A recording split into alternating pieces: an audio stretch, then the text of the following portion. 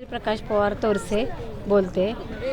जनसुराज शक्ती पक्षाचे सर्वे सर्वा डॉक्टर विनयरावजी कोरे सावकार यांनी मला नगराध्यक्षपदाची उमेदवारी देऊन मला जे पन्हाळ्याचा विकास करण्याची संधी उपलब्ध करून दिली आणि पन्हाळकरांनी मला माझ्यावर विश्वास टाकून आपलं बहुमोल मत देऊन मला प्रचंड बहुमताने निवडून दिलं.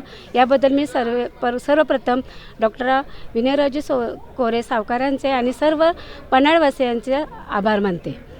त्यानंतर जे पन्हाळ्याचा माझे कैलासशी रघुनाथ तोरसे काका आणि रवींद्र तोरसे तसेच प्रकाश पवार मामा यांनी जे आत्तापर्यंत प्रामाणिकपणे जनतेची सेवा केली त्याच पावलावर पाऊल ठेवून मी पुढे प्रामाणिकपणे पन्हाळ्याचा विकास करण्यासाठी मी प्रयत्नशील राहील.